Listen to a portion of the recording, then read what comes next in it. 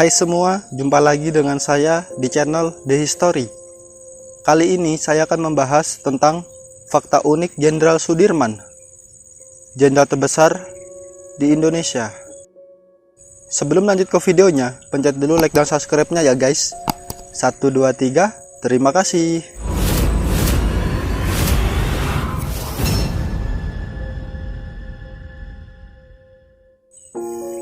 Indonesia memiliki salah satu jenderal perang terbaik sepanjang sejarah. Ia adalah Jenderal Sudirman, yang bahkan Presiden Soekarno pun sangat menghormatinya. Bahkan dijadikan tangan kanannya dalam berjuang menyelamatkan negeri ini dari Belanda yang ingin kembali menjajah dibantu dengan para tentara sekutu. Jenderal Sudirman berjuang mati-matian untuk membuat Indonesia merdeka dan diakui dunia internasional. Mari sejenak mengenal dan mengenang kembali sosok berjasa yang satu ini. Tanpa beliau, Indonesia akan terpuruk dan kembali lagi ke pangkuan Belanda. Meski merdeka di tahun 1945, Belanda masih ngotot ingin menguasai Indonesia. Dan inilah kisah hidup dan perjuangan Jenderal Sudirman.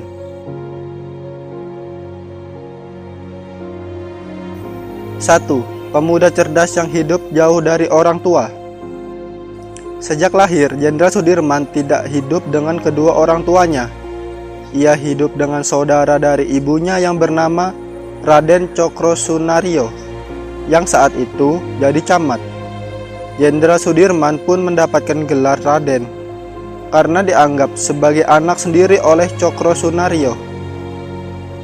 Sejak kecil, ia dididik dengan sangat baik oleh orang tua angkatnya itu. Ia disekolahkan hingga menjadi pemuda yang sangat cerdas. Dari kecil hingga umur 18 tahun, Jenderal Sudirman tidak pernah diberitahu siapa orang tua aslinya. Ia hanya tahu jika Cokrosunario adalah ayah yang menyayanginya dengan tulus. Sehingga, setelah mengetahui fakta ini, Jenderal Sudirman akhirnya diperkenalkan untuk hidup lagi dengan keluarganya, meski pada akhirnya ia lebih aktif dalam belajar setelah sang ayah asli meninggal dunia. 2. Seorang yang taat dengan nasionalisme yang tinggi. Sejak kecil, Jenderal Sudirman sering diajarkan tentang ketaatan pada agama. Tak pelak, ia selalu mengerjakan salat tepat waktu. Bahkan sering dijuluki sebagai haji oleh teman-temannya yang bersekolah di sekolah pribumi, Hollands Inland School. Ketaatan ini terus meningkat seiring dengan pengetahuan baru yang juga dibimbingan dari guru-gurunya. Selama sekolah, Jenderal Sudirman banyak diajarkan tentang apa itu arti sebuah nasionalisme. Dari sinilah terpupuk rasa nasionalisme yang sangat tinggi. Ia jadi pemuda yang mau berjuang untuk negeri ini. Bahkan ia rela melakukan apa semampunya untuk membuat perubahan yang cukup besar. 3. Menjadi guru yang tangguh dan menyebarkan semangat berjuang. Pada tahun ke-8 bersekolah, Jenderal Sudirman akhirnya melanjutkan pendidikan ke Wirotomo. Di sekolah inilah pandangannya tentang penjajahan meningkat dengan tajam.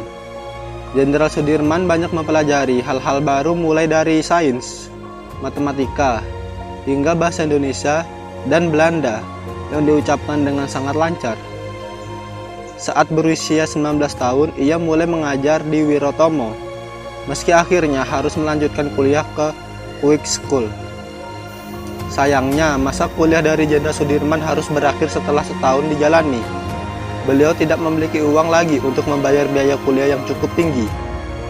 Akhirnya dengan beberat hati, Jenderal Sudirman kembali ke Cilacap dan mengajar di sekolah dasar Muhammadiyah yang membuatnya semakin dikenal dan diakui oleh banyak masyarakat. Kepandaiannya yang dimiliki oleh Jenderal Sudirman membuat seorang gadis bernama Alfiah kepincut. Akhirnya Jenderal Sudirman menikahi Alfiah yang merupakan anak dari pengusaha batik terkaya di daerah itu. Dari pernikahan itu, Jenderal Sudirman dikaruniai 3 orang anak yang bernama Didi Prato Astuti, Didi Sutjiati, dan Titi Wahyuti Setianingrum. 4. Menjadi anggota PETA bentukan Jepang. Jenderal Sudirman pernah menjadi anggota PETA yang merupakan tentara bentukan Jepang. Ia ditunjuk sebagai komandan dan bertugas merekrut banyak anak muda di daerahnya untuk bergabung dengan PETA. Jepang melatih Sudirman bersama dengan anak pribumi lain berperang dengan harapan mampu berperang dan menghalau tentara sekutu yang mulai gencar memburu Jepang di mana saja mereka berada. Pergolakan tentara PETA yang ada di daerah lain membuat bawahan Jenderal Sudirman ikut memberontak. Bahkan mereka sempat membunuh 1 orang Jepang. Mengetahui hal ini, Jenderal Sudirman mengusahakan agar anak buahnya tidak dibunuh sebagai syarat pemberontakan akan dihentikan. Jepang menyetujui hal itu meski akhirnya mengirim mereka ke kamp konsentrasi dan dipekerjakan secara kasar.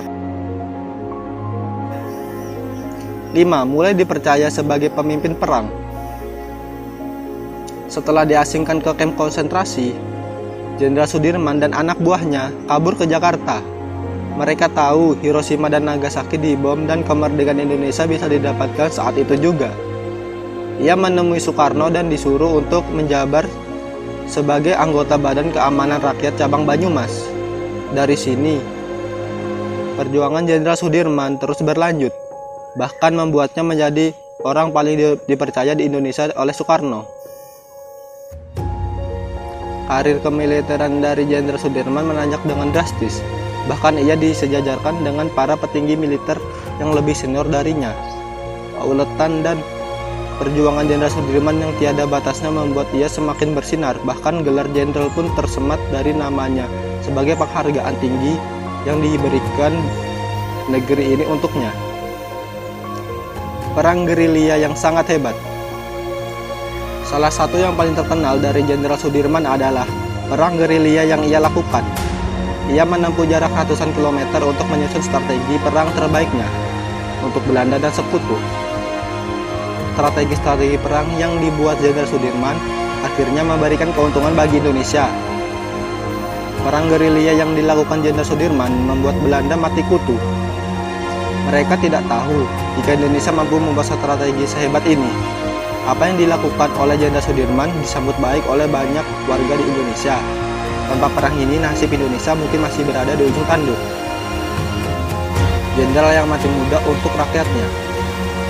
Saat melakukan serangan gerilya, Jenderal Sudirman sebenarnya sudah mengalami sakit yang cukup parah. Ia mengidap TBC yang membuat paru-parunya menjadi rusak. Mengetahui hal ini, ia tetap berjuang demi membuat negeri ini diakui dunia. Perjuangan yang dilakukan olehnya akhirnya membuahkan hasil. Pada tanggal 27 Desember 1945, Belanda mengakui kedaulatan Indonesia secara resmi.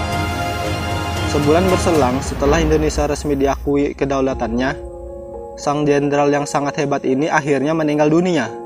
Penyakit parah yang menimpa dirinya ternyata mengambil nyawanya dengan cepat. Bahkan ia belum sempat menikmati negeri yang telah ia bela mati-matian hingga akhirnya diakui dunia internasional. Inilah sekelumit kisah hidup Jenderal Sudirman yang sangat hebat itu.